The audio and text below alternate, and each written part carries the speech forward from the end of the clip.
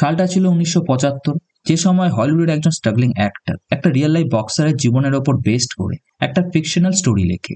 স্টোরিটা তো সে 3 দিনের মাথায় লিখে ফেলে, কিন্তু এরপরেই শুরু হয় আসল স্ট্রাগল।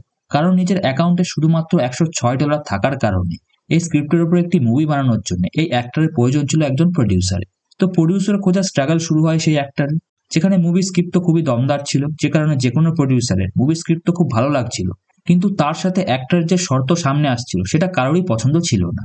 যেখানে এই অ্যাক্টরের শর্ত একটাই ছিল যে স্ক্রিপ্টের ওপরে যখনই সিনেমা তৈরি হবে সেই সিনেমাতে সেই অ্যাজ এ লিড হিসাবে কাজ করবে, যেটা কি কোনো প্রডিউসারই মানতে রাজি ছিল না। কারণ এত ভালো একটি স্ক্রিপ্টের ওপর একটা স্ট্রাগলিং অ্যাক্টরকে নিয়ে এত টাকা লাগিয়ে বই তৈরি করা খুবই রিস্কি ছিল, যেটা কি কোনো প্রোডাকশন হাউসই টাকা লাগাতে রাজি ছিল না। যেখানে শুধুমাত্র $106 অ্যাকাউন্টে থাকা একটা অ্যাক্টরকে $3,60,000 পর্যন্ত অফার করা হয় এই মুভি স্ক্রিপ্টটা বিক্রি করার জন্য, কিন্তু সে রাজি হয় না। আর এরকমই স্ট্রাগল করতে করতে ফাইনালি এই অ্যাক্টরটা একটা প্রডিউসার পায় এবং মুভি তৈরিও হয়, যেখানে শুধুমাত্র $1,10,000 ধার্য হয় এই মুভিটি বানানোর জন্য, যেটা কি খুবই কম অ্যামাউন্ট ছিল। কিন্তু এই অ্যামাউন্টের মধ্যে মুভিটি তৈরি হয় এবং শুধুমাত্র 28 দিনের মধ্যে মুভিটি তৈরি করা হয়, কারণ কি মুভির বাজেট খুবই লো ছিল।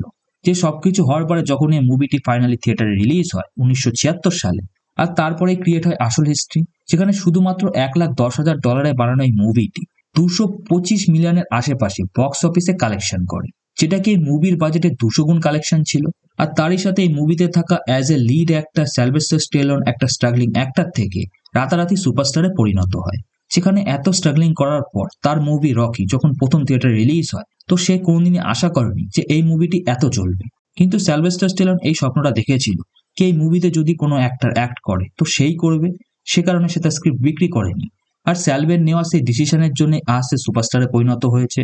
যে পুরো গল্পের ভাই মানে একটাই, কি জীবনে কোনো কোনো ক্ষেত্রে আমাদের এটা মনে হয় যে এই জিনিসটা করা রিস্ক হবে, কিন্তু যদি আমরা ওই রিস্কটা নিই তো হয়তো আমরা জীবনে এত বড় সফল হব যে সেই রিস্কটার সামনে আমাদের সফলতা লেভেলটা বহুত ওপরে হবে।